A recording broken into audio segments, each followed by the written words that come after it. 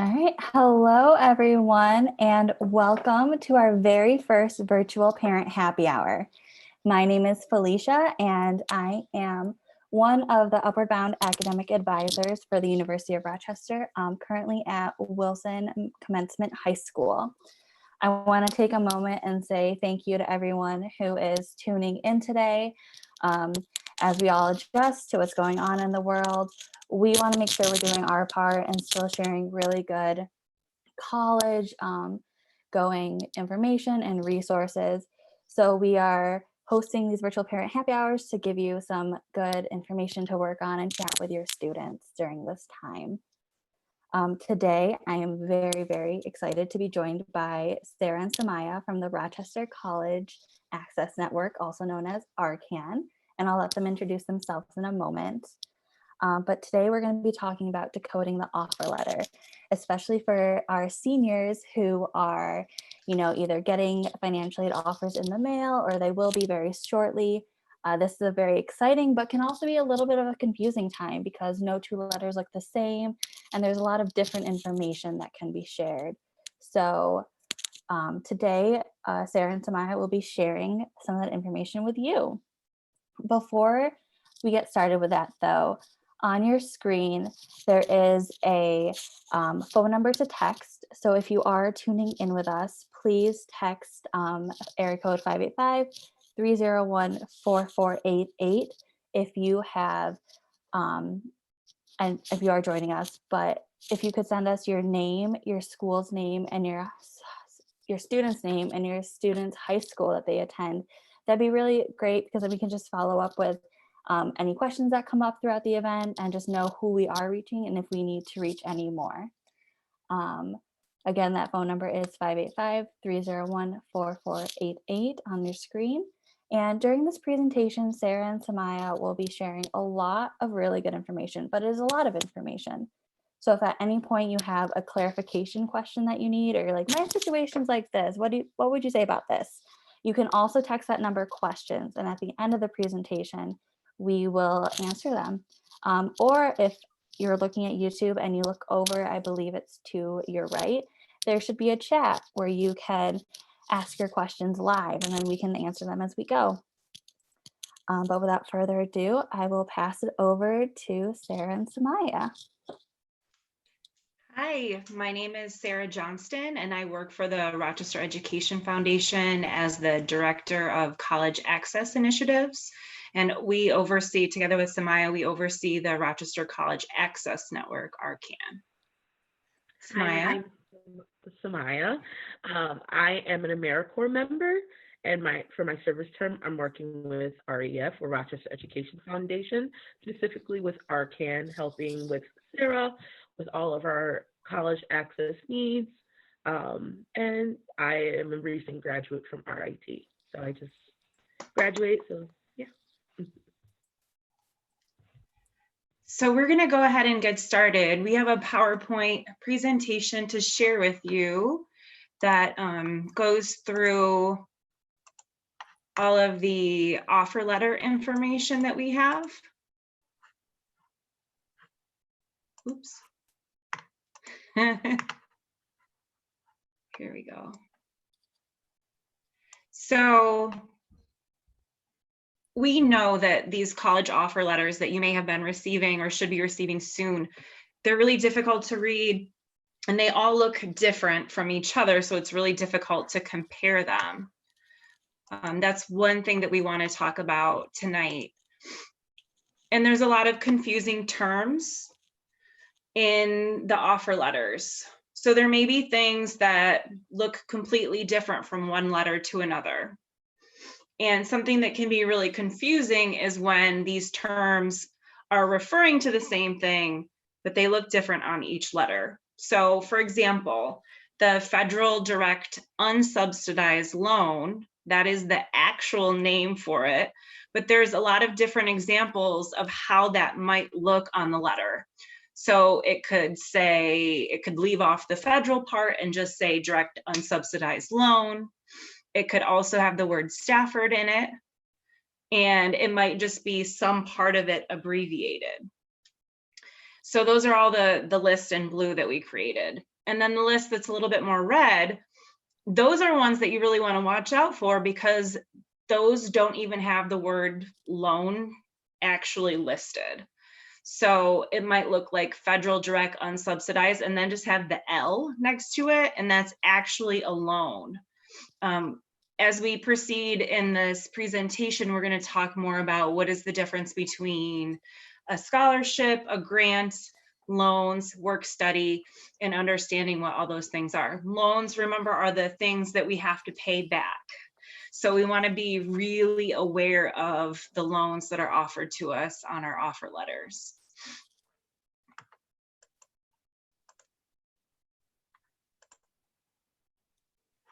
So this is comparing two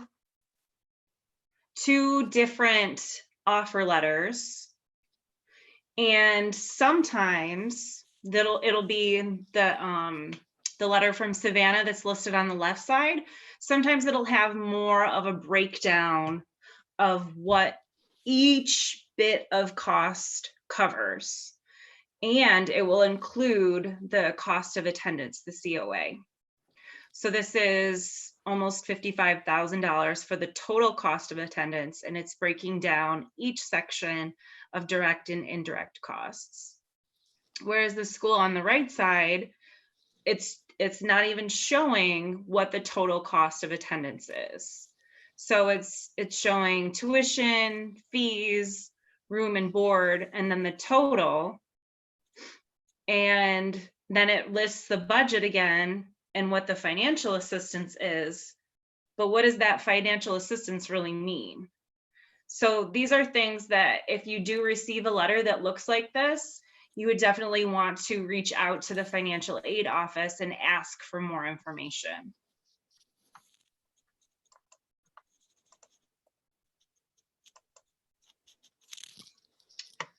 So just like the one that we just looked at, it may have all of the types of financial aid lumped together in one grouping. So we want to know what is the difference between each part of the financial aid.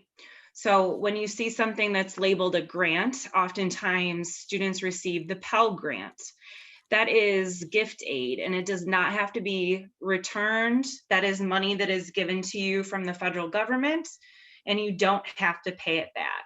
So we want to maximize the number of grants that we receive. A lot of times those grants are given based on information that you've supplied when you filled out your student aid application, your FAFSA. There's also scholarships, and scholarships again are something that we would green light. Those are the things that we really want to look out for, because again, it's gift aid. They don't have to be paid back. Scholarships can be awarded based on merit. So if you have high academic standing, you have a really strong GPA. And scholarships can also be awarded on need. So if a student has a certain need for extra assistance to get extra financial aid, they could qualify for a scholarship. A lot of times it could be related to athletics, or it could be, there's any number of scholarships out there.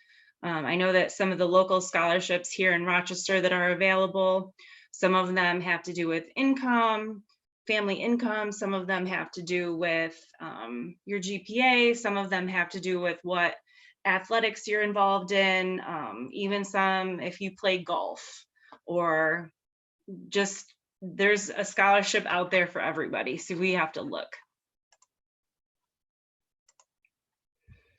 Work study is another way to get money to help pay for school. This comes in as usually a part-time job working on campus, and it's part of the financial aid package. And there is a checkbox when you're filling out your FAFSA, your federal student aid application. And that is, do you want to see if you qualify for work study? This would give you a job on campus, But what you would need to do is follow up, and you actually have to go through the application process. And usually it's like right in the beginning of the school year. If you qualify for it, it's right in the beginning of the school year. There's deadlines. Oftentimes there's interviews, just like any other job. So you want to make sure that you jump on that opportunity if it is available to you. And lastly, the loans. Those are the piece of the financial aid that you would need to pay back. Usually it's money coming from the government, a bank, or another source. Loans have to be paid back in an agreed upon amount of time. And you also will likely be paying interest on that loan. So that's the fee for borrowing the money.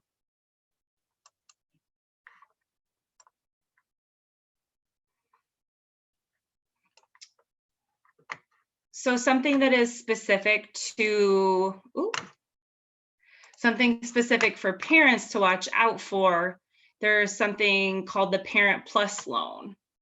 And it can be misleading because sometimes it's part of the award letter, what we call the offer letter. But sometimes it looks like it's part of gift aid, but it's not. Oftentimes Parent Plus loans, they come with an origination fee and higher interest rates than other loans. The origination fee usually is an extra 4 to 5% added onto the loan that you would need to pay back.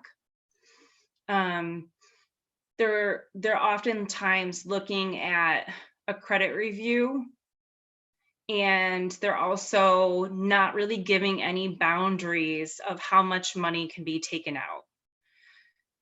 One of the biggest issues with Parent Plus loans is that parents must begin repayment to the bank or whoever they're borrowing from as soon as disbursement occurs.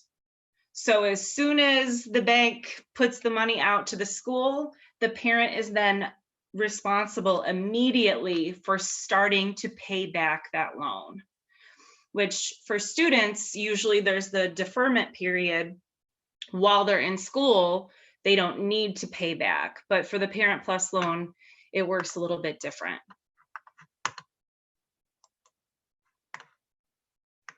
So let's take a look at work study. A lot of times it could be listed on the financial aid offer letter, but maybe with no explanation. So we want our students to understand what are some of the benefits and the drawbacks of work study programs. So work study can be great, especially for freshmen and sophomores who haven't committed to what they want to do. It kind of gets them out on campus and kind of puts them in different situations, gets them meeting new people and trying to figure out what their college study is going to look like. Flexibility, when you have a job on campus, it gives you the opportunity to work with your employer. They understand that you're a college student, so there's a little bit more flexibility in what you're able to do and structure your hours. And this is also a great opportunity to make sure that you have money to put towards your education. So it could go right into your student account. You could also get a check or direct deposit, depending on how you want to receive that money. As I stated before, one of the drawbacks is that you are not guaranteed an employment opportunity. It's something that you have to look out for, that you have to follow up with, that you have to be qualified for the position. They're not going to just hand something to you. And then another piece is that whatever money they have allotted to you or put into your offer letter related to work study, that is usually the amount of money that you would be able to make during that year or that semester. So if you go over and you're working more than that, it could affect your financial aid in years to come.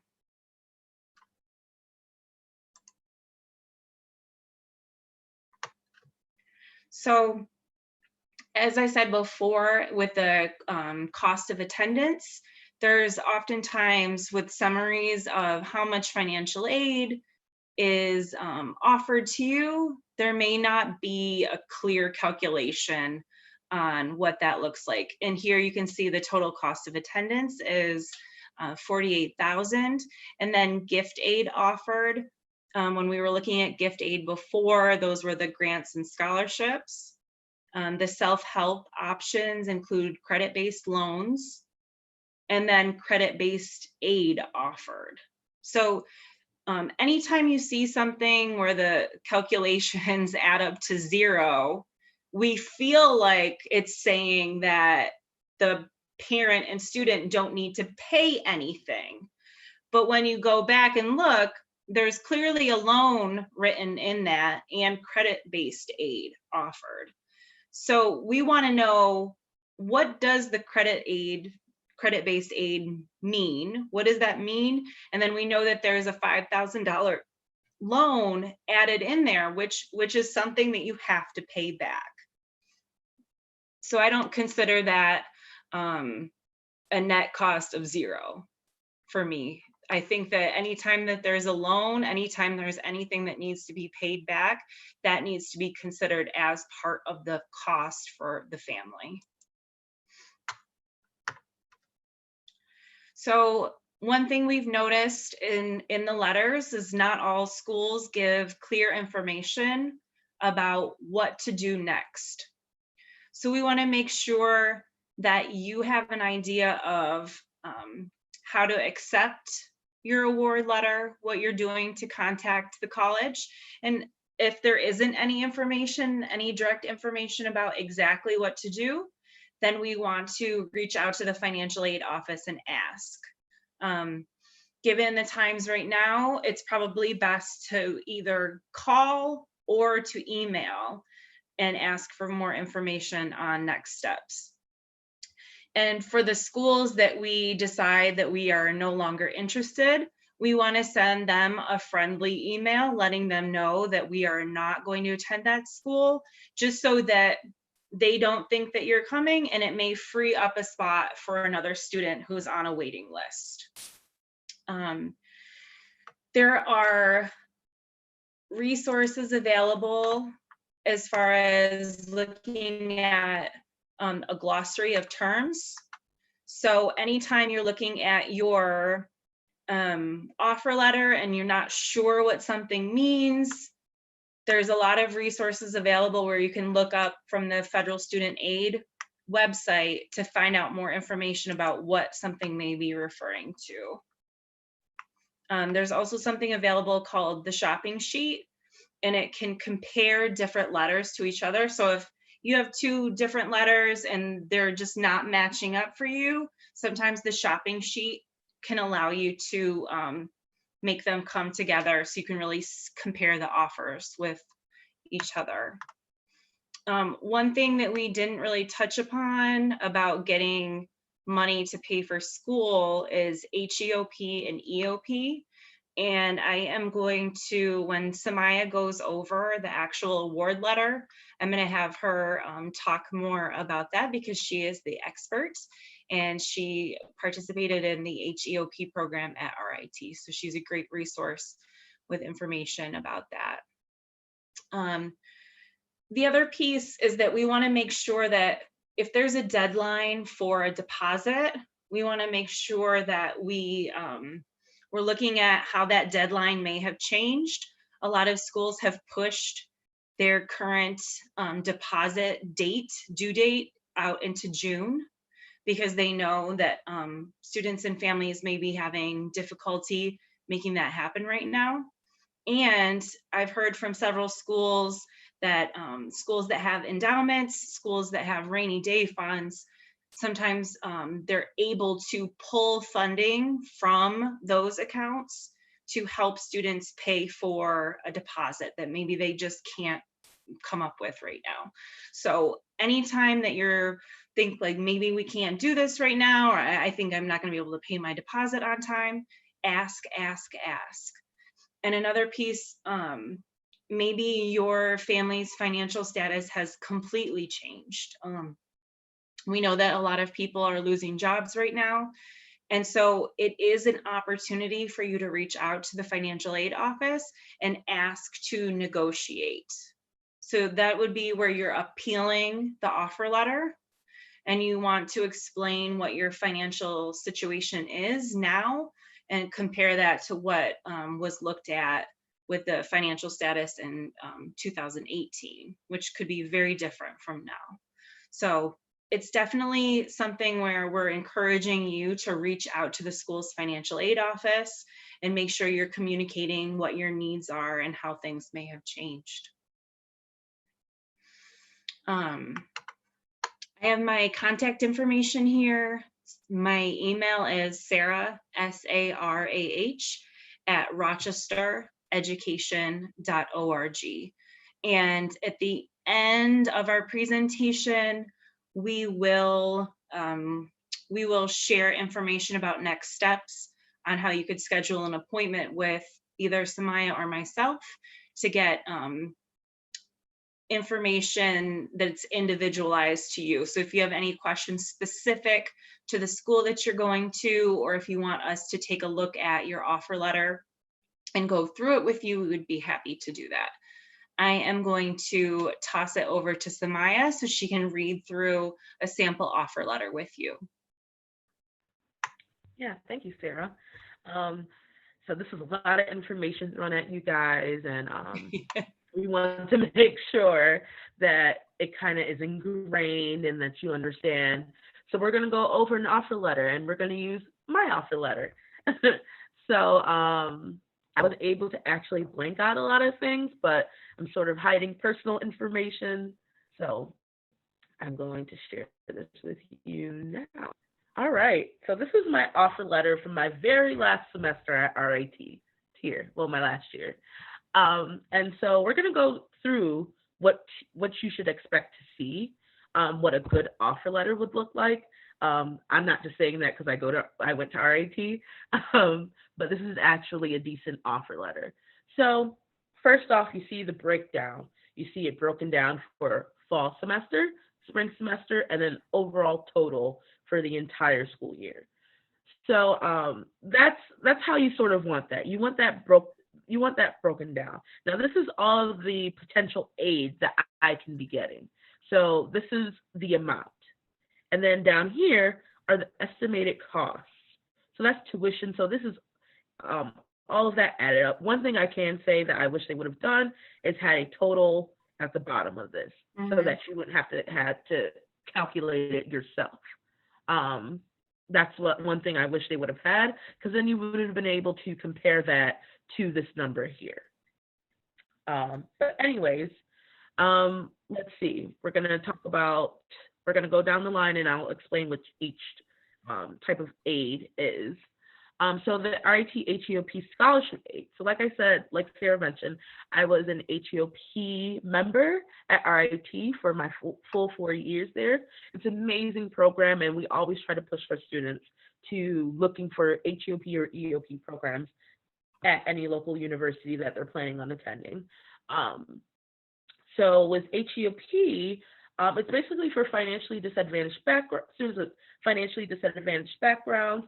So they look at your academics and they look at your income, and they match it up to the need. They want students that are pushing to strive for either if they have good grades or if they've been working hard throughout the semester. Throughout their school year and high school. And they're also looking at that income. That income is the main thing. So you have to be making under a certain amount, and it also depends on that particular school. So I would recommend when you're doing your research on HEOP and EOP, you look at your school and you double check on that amount of income to see if you qualify. So with that, they gave me this amount, and this is what I'm totaled for the year. The New York State HEOP grant. So that just is an overall New York State. This is from RIT. This is what RIT gave me, and this is what New York State is giving me for being an HEOP member. And so this is that amount for the year. And then we look at TAP for the fall and TAP for the spring. And so they break it down and so that it's not overlapping.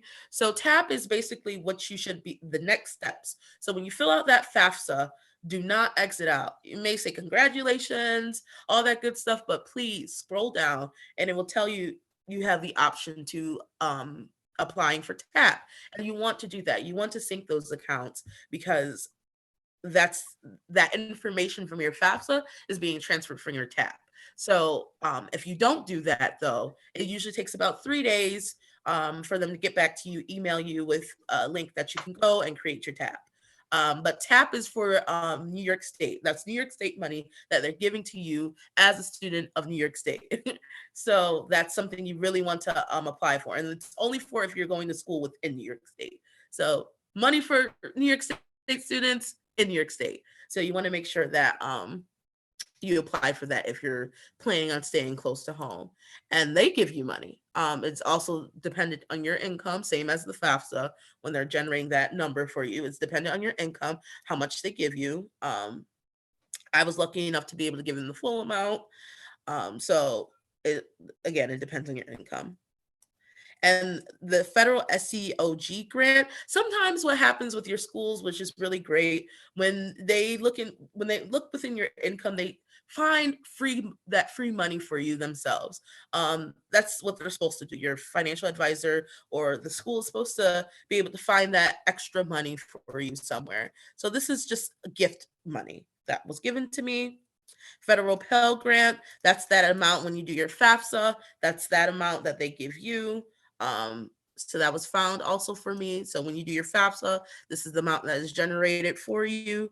And as you can see, I was given, wrong one. I was given the full, a big chunk. So that was really good for me. Okay, and subsidized and direct loan. Now, I want to just specify, loans, you have to understand the financial responsibility that you're taking on when you take on a loan. This does not say parent, so this is not my mom or my dad or my guardian. This is on me. So you have to understand that financial responsibility that you're taking on. At the end, I'm going to have to pay up this amount. That's the responsibility I have to take, but it's also beneficial for me because it's money that I need. I can't come up with that extra amount. So it's what I need to do to get through school. So it is what it is, but just know that it is a responsibility that you're taking on. And if you take on any loan at all, we recommend the subsidized direct loan. Now, the difference, you may see those terms unsubsidized and subsidized. These subsidized direct loans are the best, one of the loans we push you more towards, because subsidized loans, the federal government is paying that interest while you're in school. So they're not, so as Sarah mentioned, loans generate interest as you go along, and that's what we find a lot of issues with loans is loan repayment, is that you're paying that interest and sometimes it's not really touching that loan. But the good thing is the federal government, they pay for the subsidized loan, they pay that interest for you as you're going along, so you don't have to worry about that until 6 months after you graduate. Then that interest starts to accrue after that point. But unsubsidized zone, they do not pay that interest. So for say you have a unsubsidized zone for those 4 years, that 4-year period, you're accruing interest. So you have to be mindful of that, of what type of loan you're applying for. And then same goes for different types of loans. There are private loans, and just know before you sign your name to something, just know the information necessary. And lastly on this list is the federal work study. Now, Sarah touched on many big factors on that. And I worked at the student employment office, so I have a lot of information. When I was at RIT, I worked at the student employment office. So I have a bunch of information. So with federal work study, there's student employee, so you work for the campus, and there's federal work study student. They are both the same thing. You both are working on campus. You both are employees of your school. But the only difference between the two is how the money is given to you. So with student employees, they get their money in a check, direct deposit, same as anyone. Now, work study students, they also get the same. They're given money, but it's up to the work study student to actually apply that to their tuition. Now, this may be based on my experience at RIT, and it may differ at your school. So please, do your research. But usually with federal work study, they give you that money and they're expecting for you to pay for your tuition. If you have anything left over, pay for that. Pay for your groceries, pay for those books, the important things that can get you through school. Now, with work study, again, you have to apply for that. It's usually at the beginning of the semester, like Sarah said, you have to apply for that and you have to actually diligently look for a job. And so at some schools, they cut you off. So for example, let's look at this amount here that I have. So that 48.50 I have right there. Now, once I get up to that, sorry, I'm going to backtrack a little bit. For the fall semester, the 24-25, once I get up to that amount for the fall semester, at some schools, what they do is they cut you off. You're done. Because if you work over that, it can affect your aid for the next year. But the good thing at RIT, here I go plugging my school in again. But the good thing at RIT is what they do for work study students, even if you go over that 24-25 for the fall semester, it's fine. It won't affect your spring semester amount. They're okay with students continue working and you pocket the rest of that money. So that's the really good thing at RIT that we have. And it may be at other schools. So please do your research and look to see if they offer those kind of opportunities for the students at your school. So yeah, and this is the total aid I'm getting for the semester. And so you want to be mindful. And again, like I said, I wish they would have told that up, but we're going to do that right now. I'm going to total up that amount and see what it all comes out to. So let's see. Tuition and fees, $41,630, plus the room and meals, that's $13,046. Plus equals not direct. Okay, so minus gift aid. Sorry, backtracking. So with the tuition and fees, room and meals, altogether that is $5,676. So that's how much that is for the year. And so as you can see, with my total amount here, that $55,378, that's how much money that I'm getting from the school. But you sort of want to minus out that federal work study because that's not guaranteed money. That's something, again, you have to apply for. So when you minus that out from the 55,378 minus the 4,850, because I did not work do work study. I just did a regular student job. That's how much money that I received, that 50,000. So now they minused out a lot of things, because one thing about your school, the fees that they say, and one thing I didn't like that they didn't have on there is they talk about like transportation and books and stuff. So those are subject to your own discretion. Transportation, I lived on campus, so where was I really going? And books, I mean, you can find books anywhere. You can get a good price for them. So again, it's all subject to you, how much that costs for you. At the end, I did get a refund. So my aid did total out really, really well for me, and I got a refund. Now with that refund, remember, this money is coming from out of my loan. So I'm gonna have to pay this money back.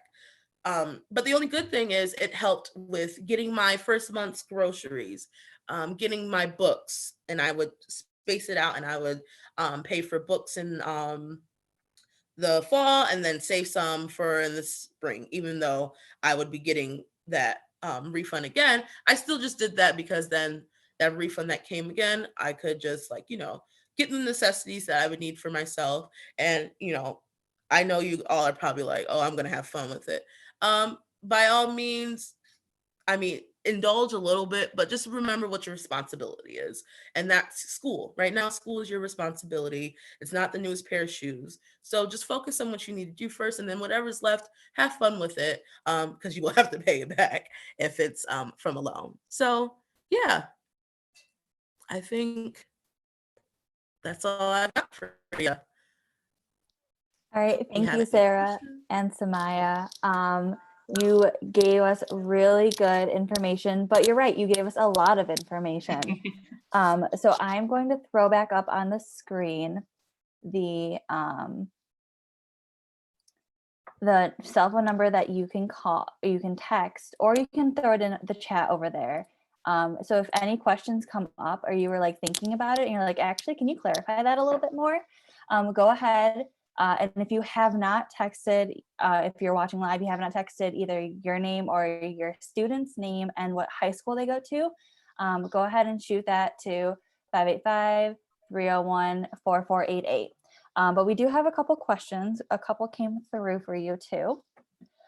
So let's talk about work study a little bit more. One of the questions that came in was, I think in regards to your comment that you have to find a job. What if you don't find a job on campus? Is it still able to get work study, or how does that work? So sadly, no. That money is left for the students who will be getting that job. So if you see work study on your offer letter, again, that's only if you seek out a job and if you get a job. Now, if you don't find a job, that's fine. That amount is just an offer. Remember, these are offer letters. These aren't definite until you make them definite. So some of those amounts are up to you. Like, for example, the loan, you can deduct it, you can add it. Same with the work study. You either get a job or you don't get a job. So yeah, you definitely have to have the job first in order to get that amount. So yes, you have to have it. Good. So a real use it or lose it scenario right there. Mm-hmm. Exactly. On a similar note that you started talking about, one student wrote in and said, I got offered $5,500 in loan. Do I have to take all of that? I have some money I can save up for my job. By all means, if you can save up money and you don't have to take out that $55,000, because again, remember, you have to pay that money back. Oh, it's 5,500. I apologize. 5,500. I misread. Oh, okay. As soon as you said it, okay, I was like, yes, too bad, but still, you would have to pay that money back. So if you know you can save up a portion of that, or if you know you can just cover the whole cost, then I would completely eliminate that loan out of your aid. But again, talk with your financial aid advisor, because they're the ones that help you with that process and can walk you through the steps on how to either decrease that amount or completely eliminate it altogether. So talk with them. And on a similar note to that, Samaya, for anyone watching who has a loan offered to them, you do have to go through and accept the loan. It isn't always guaranteed that you're going to be given it.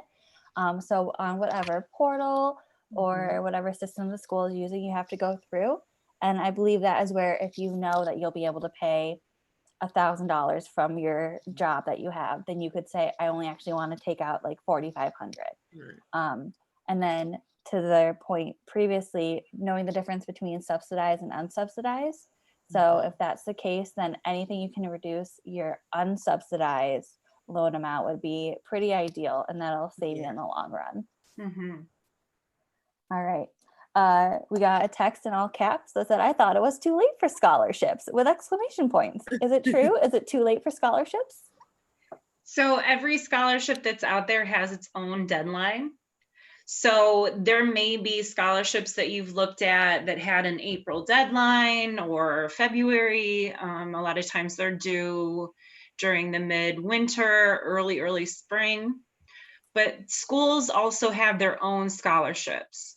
So there may be scholarships available at the school that you're going to that may have a deadline that's been pushed due to the current climate right now. So you definitely want to ask what's available. Maybe there's things that have not been dispersed yet. And if you feel like you missed out on a lot of scholarships that were available this year, then you want to start looking at what scholarships are available for sophomores, for juniors, for seniors, so that you can kind of get a jump on what may be available to you next year. And I also want to add too, getting close with that financial advisor, because sometimes there are opportunities and scholarships and money out there that they don't broadcast, that they keep it to themselves and they save it for if they come across a student that they thought of and they're like, oh, that student would be perfect for this opportunity. So getting close with your financial advisor, asking them if there's any opportunity out there that would fit for you, kind of talking with them and getting your name in their head. So if those opportunities come up where there's a spot for that scholarship and they can put you in there, that's even better. Mm-hmm. Thank you. So I believe this is on a similar vein, but someone asked, who do I call or email if I want to negotiate my financial aid package? Where should they go? That would be the financial aid office. Usually when you go onto your school's website, usually the financial aid office has their own tab and you could use their general email. Yep. And one thing I wanted to mention to you about appealing the offer letter that Sarah mentioned earlier is that sometimes it could even be it's the difference between your top school and maybe your second choice. And maybe your top school is giving you just like not that quite enough money, but your second school is giving you all the aid that you need. You can also appeal in that case too. Say if it's $1,000 difference to you coming to their school, just say, hey, this school is giving me this amount. Well, what can you do about that? How can you help me there? And sort of negotiating that too, because that has some leverage too. All right. Yeah. And I don't think we can emphasize enough. You have to ask, ask, Yeah. ask. The worst they can do is say no. Mhm. In reality, the cost of going to college goes up a little bit every year, right? Yeah. Just like how things get more expensive every year. So the more you can ask now going into your first year of college, the more you can learn to advocate for yourself. And maybe they'll think about that one scholarship no one's like applied for yet, or that would be a perfect fit for you. So we can't tell you enough to keep going out and asking questions. Like just keep having your questions come in here because these are good ones. Yeah. So let's talk back about the deposit a little bit. May 1st generally is the deposit deadline, but we understand that with everything that's going on in the world, we can't assume, but we know that a lot of schools are being a little bit more flexible. All it takes is asking.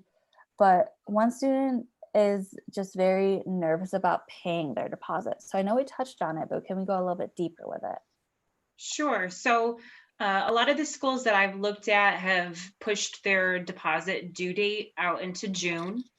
And I think that this is an opportunity if you are unsure of being able to make that deposit, then you want to ask what's available. The school may have some assistance for you. So I would say that the first thing you want to do is reach out to the financial aid office and talk to them about where you're at and what your needs are, and don't put that off until it's close to the due date. You want to do that as soon as possible just to alleviate that anxiety and stress for yourself. Good.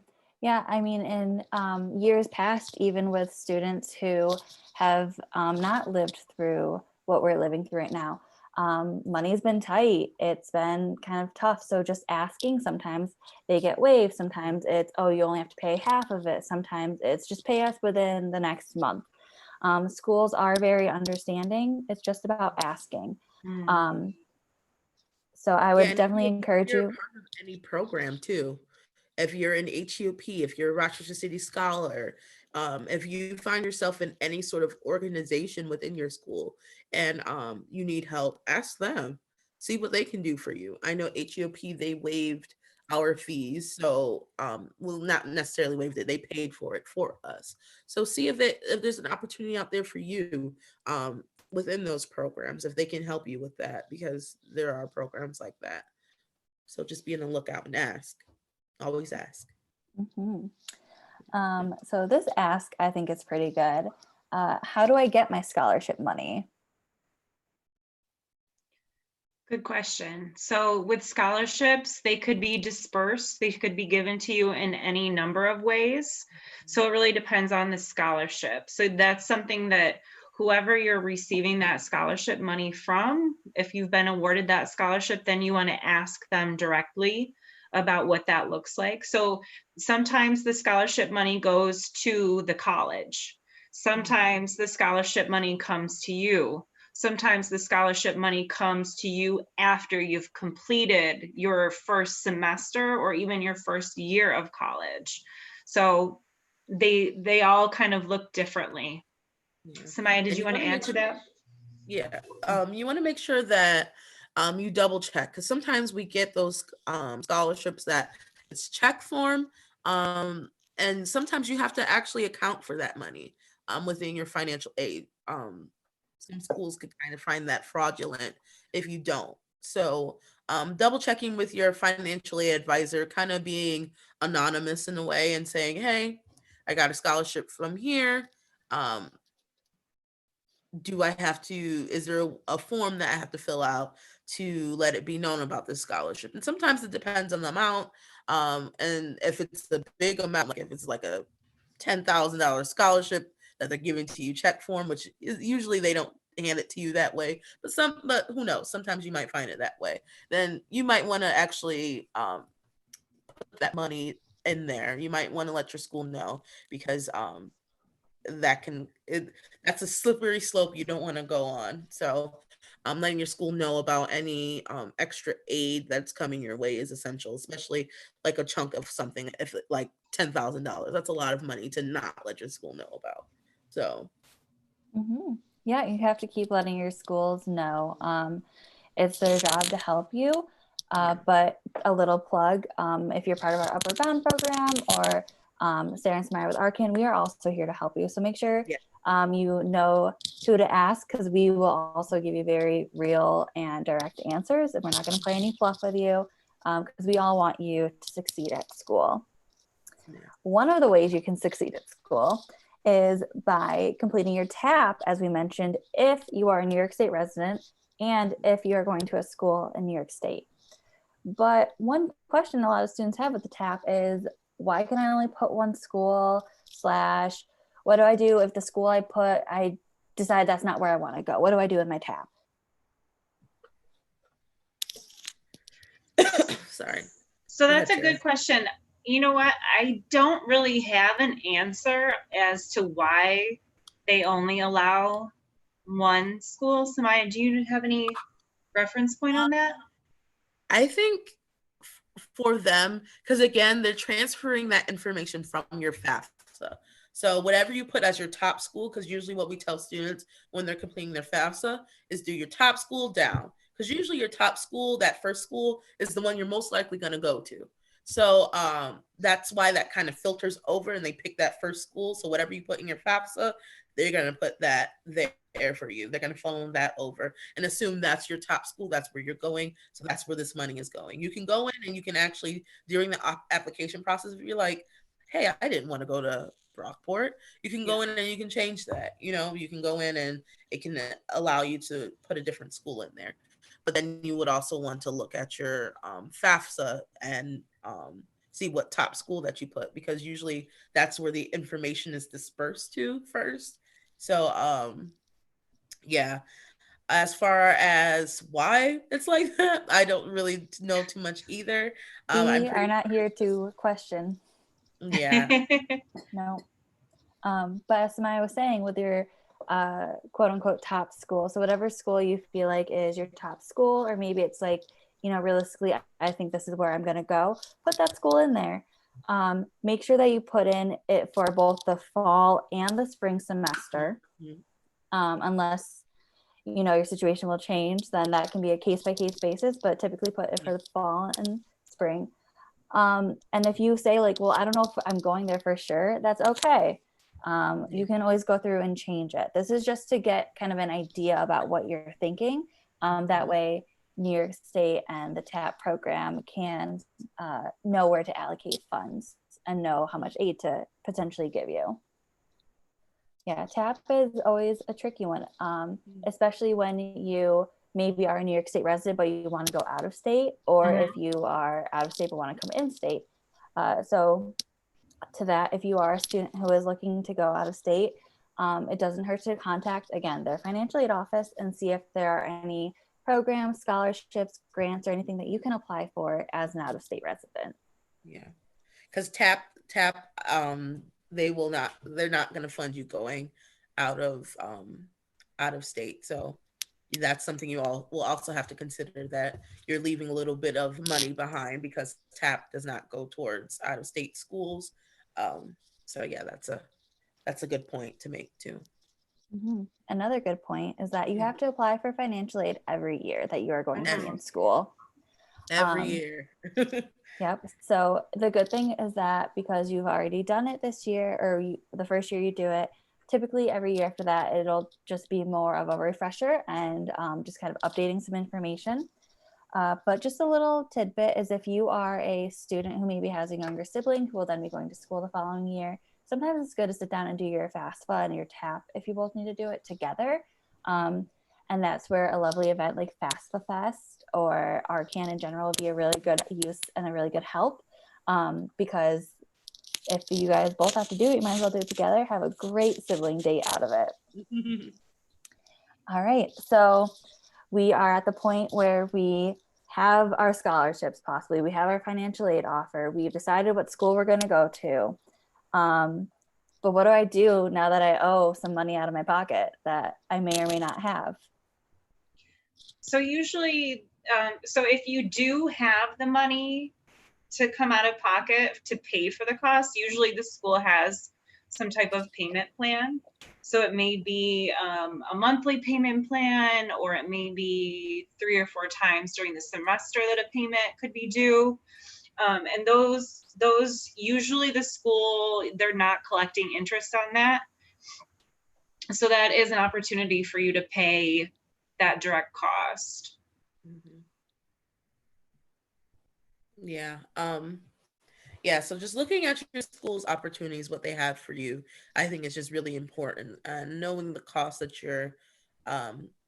that you know you might have to pay for yourselves. Like Sarah said, the payment plan, I think, is the best option to do. And then also looking into further aid, whether you call that financial aid advisor, please, again, I know we keep saying it, but please don't be afraid to ask. Don't be afraid to let them know what your situation is and saying, hey, I can't come up with this amount, and seeing how much further they can help you. I think that's very important. We had a similar question come through of just, what if the money is too much, like it's just too much for us to afford? That's where, again, comes to chatting with them. It comes to possibly using your school guidance counselors and checking and seeing what scholarships are available. And sometimes you got to put in what programs. I'm sorry if I'm interrupting you. Go ahead. It's seeing what programs you have too, and also sometimes biting the bullet and doing that 2+2 program. Even though your dream may be to go to a 4-year school, sometimes it might be helpful to do 2+2, because if you go to MTC for 2 years and then go to RIT for the next 2 years, that's cutting your costs completely in half. And MCC is a really good community college. Please understand that. Your 2 years at these community colleges are probably the most important that you would get in a 4-year. These schools have well-educated teachers and students from all over. I know a student that I actually got to meet, a friend of mine who came all the way from Texas to MCC. And, you know, when I was a senior in high school, I'm like, why'd you come all the way here? She said, MCC is the best community college. What do you mean? MCC is literally the best. So please know your options and know that 2+2, although it might not be what you want to do, it might be the most financially financially advantage thing that you can do. And also you still be able to go to college. You'll still be able to do your 4 years. Your last 2 years at a 4-year college. So you'll still be able to get that experience, but for less of the cost.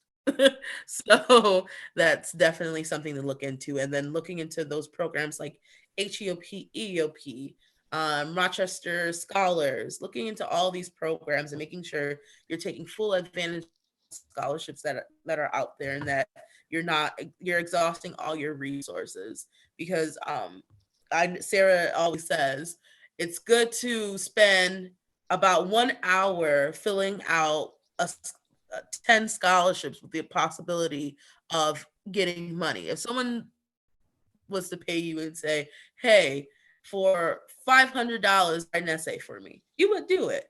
But just imagine doubling those chances and actually applying yourself to all of these scholarships, what you can get. And there's the Rochester Education Foundation. Sorry, wrong foundation. There's the Rochester Community Foundation. Sorry about that. That offers scholarships for just Rochester students. That literally narrows everything down by I don't know what the percentage is, but it's a lot. So you have to also consider that. There's scholarships literally geared towards your school in the Rochester Community Foundation. There's scholarships geared towards if you're in Hillside, if you're in all these types of opportunities. And also one last thing I want to mention too, if your parent works, like wherever your parent works, look to see what scholarships they may have for their kids. You know, they might have some opportunities there. Tell mom to look within her union, or tell dad to look at the office to see what kind of opportunities are out there for you. Because I'm pretty sure there may be a scholarship or two somewhere laying around that they offer for employees, students. So just ask. It's always good to ask. All right. Thank you, Sarah and Samaya. So a quick summary of everything that we chatted about today. One, you better ask, because without asking, you won't ever know. And you would be surprised at how often people are willing to work with you. So maybe it's not here's a completely free ride to school, but it's hey, if you do this, maybe we can get you this scholarship. Or if you just kind of explain the situation more, I would have you just have that conversation, because maybe they can point you in the right direction. 2, options. Look at that financial aid offer letter. Look at them for all the schools and look at the options you have, and take the time to sit down and read them and really get to know them. I really like the analogy, Sarah, about you putting in an hour of work now for maybe one scholarship, because that scholarship might be more than you're making at a job. So that 1 hour work. Yeah, way more.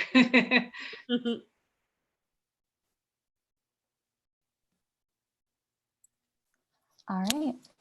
At this point, I haven't had any more questions come through, but I just want to give a huge thank you to Sarah and Samaya for taking time to speak with us.